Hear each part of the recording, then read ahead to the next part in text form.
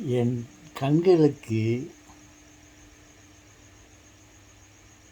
என் இரவு நேர வணக்கம். ஒரு முறை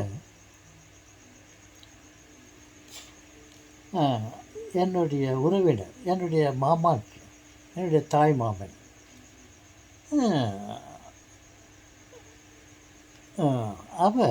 அவருக்கு திருமணம் ஆக ஏற்பாடு செய்து கொண்டிருந்தார்கள்.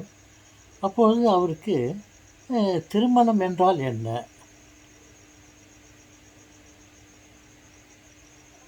அதை பற்றியும், திருமணம் ஆன பிறகு தன் மனைவியை எப்படியெல்லாம் நேசிக்க வேண்டும்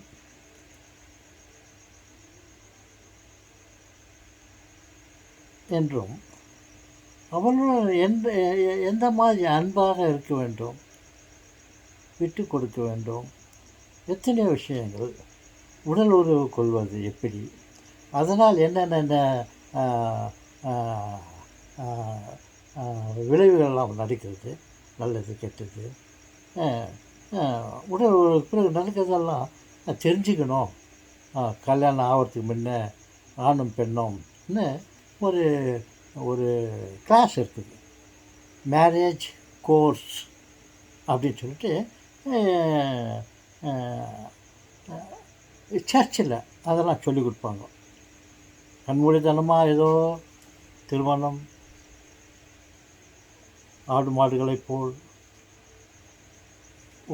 உடல் உறவு கொள்வது, அப்படி இப்படி எல்லாம் இல்லாமல் ஒரு மனுஷனாக வாழ வேண்டும், தனக்கு பிறகு போகும் குழந்தைகள் எப்படியெல்லாம் வளர்க்க வேண்டும், அந்த விஷயமாக பல விஷயங்களை பற்றி அவர்கள் அந்த வகுப்பில் சொல்லி கொடுத்திருக்கிறார்கள்.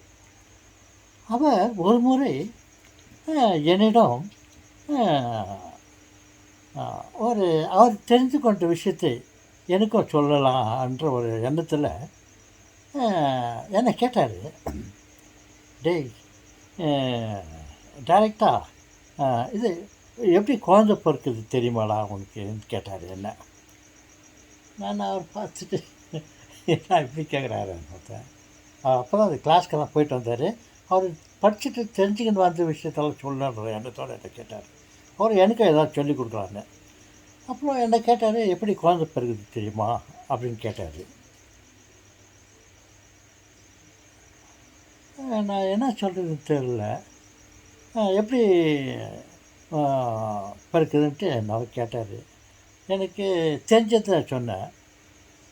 இந்த மாதிரி வாந்தி எடுக்கிறாங்களா பெண்ணுங்கள்லாம், மேரேஜ் ஆகிட்ட பிறகு குழந்தை பிறகு மேலே வாந்தி எடுக்கிறாங்களா அப்பப்போ. நான் உண்மையிலே எனக்கு தெரிஞ்சது அதை தெரிஞ்ச உண்மையை சொன்னேன். இந்த மாதிரி எல்லோரும் வாந்தி எடுக்கிறாங்களே, அப்போ குழந்தை பிறக்குது அப்படின்னு சொன்னேன். என்ன அழகு மாமா என்னை பார்த்து, ஏன்னா இவ்வளோ இன்னசென்ட் ஆக்குறாங்கன்னு சொல்லிட்டு என்னை தட்டி கொடுத்துட்டு அப்புறம் மேற்கொண்டு அது பற்றி விஷயத்தெல்லாம் சொன்னார்.